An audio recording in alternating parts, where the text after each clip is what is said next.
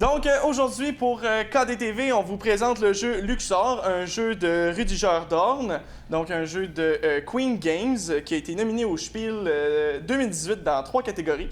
Donc c'est un petit peu pour ça qu'il nous titillait et qu'on l'a essayé. C'est un 2-4 joueurs, 8 ans et plus, d'environ une durée de 45 minutes et je dirais même un genre de parcours réinventé. Oui, il a vraiment bien fait ça. L'objectif, dans le fond, la fin de la partie va se passer quand il va y avoir 2 aventuriers qui vont être arrivés au centre et que les 2 sarcophages vont avoir été pris. Et l'objectif va avoir été de faire le plus de points possible.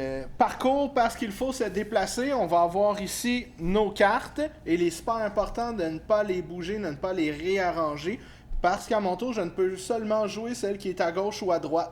Une fois qu'elle va avoir joué, je vais prendre une nouvelle carte et je vais la replacer au centre de ma main. Et si je joue celle-là, c'est que je vais avancer un aventurier de 4 autour du plateau. Donc pour l'instant, je suis les jaunes, donc j'avance de 4. C'est les tuiles trésors. Comment ça fonctionne? C'est qu'il y a des symboles aventuriers sur les tuiles. Pour récupérer cela, il faut être 2 aventuriers dessus. Par contre, je suis seul. Si jamais, par exemple, Gabriel jouerait une carte de 4 et il avancerait, c'est lui qui devient le 2e aventurier. Donc, c'est vraiment la personne qui va remplir la condition, qui va remporter la tuile. Il y a certaines tuiles, quand on les retire, ils ont un symbole. Comme celle-là ici, avec un petit serpent. Les tuiles ici, donc on va en retourner une. Et là, ici, on a déclenché le tunnel. Et le tunnel, c'est quand un prochain joueur va arriver dessus, il va être transféré au prochain tunnel. Pour l'instant, on vient de commencer la partie, donc il n'y en a pas de révélé. Ensuite, on a les tuiles jaunes avec un œil, c'est d'Horus, je crois, non, d'Osiris. D'Osiris, et il y a un petit sarcophage. Dans le fond, les sarcophages, les clés nous permettent de prendre une clé qui vaut soit un point à la fin, ou la clé nous permet de rentrer dans le tombeau. Si on regarde, il y a un espace pour la mettre. Si on l'a pas, on ne peut pas rentrer dans la chambre mortuaire. Ou si on y va avec l'œil d'Osiris, on regarde ici sur les cartes, on a 1, 2 ou 3. C'est des cartes qui vont nous donner des mouvements plus intéressants. Donc plus l'œil est grand, plus les mouvements peuvent être intéressants.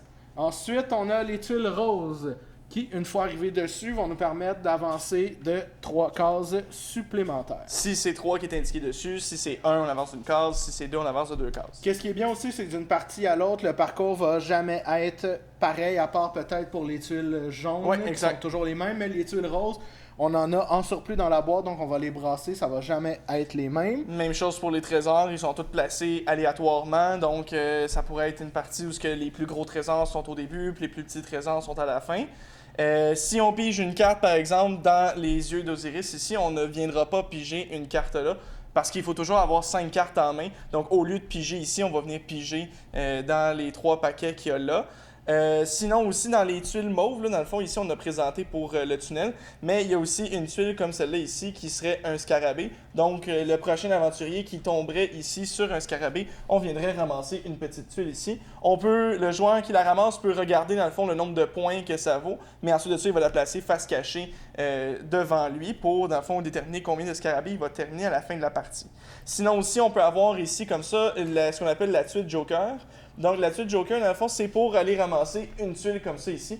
Parce qu'avec ces tuiles-là, on va pouvoir faire plein de points qu'on va tout de suite déterminer. Oui, dans le fond, les points, comment on fait des points à la fin? Il y a 5 facteurs qui vont être considérés. Le premier, où sont situés nos aventuriers?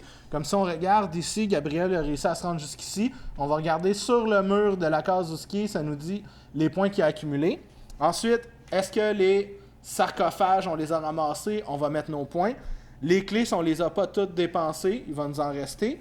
Et ensuite, on a les collections de trésors. Dans le fond, pour chaque set de 3 trésors différents, on va faire des points. Si on regarde ici, c'est dépendamment du nombre de sets qu'on a réussi à collectionner. Et c'est pourquoi les tuiles Joker sont très importantes.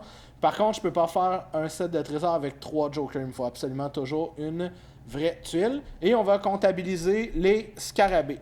Une fois le décompte fait, on regarde celui qui a accumulé le plus de points. Dans le cas présent, c'est Gabriel qui gagnera avec 46. Exact. Je vous garantis qu'une partie ne finit pas à 46 points. Ça termine à beaucoup plus que ça. Puis c'est ça, comme on disait, la partie prend fin dès qu'il y a un joueur qui a récupéré. Elle prend pas fin immédiatement, c'est qu'il reste un tour. Donc si c'est moi qui rends le deuxième aventurier à l'intérieur, ben il va avoir un tour jusqu'à Gabriel pour qu'on ait tous un même nombre de tours égal. Exactement. Donc, c'était Luxor de Queen Games, et puis on se revoit une prochaine fois. À bientôt!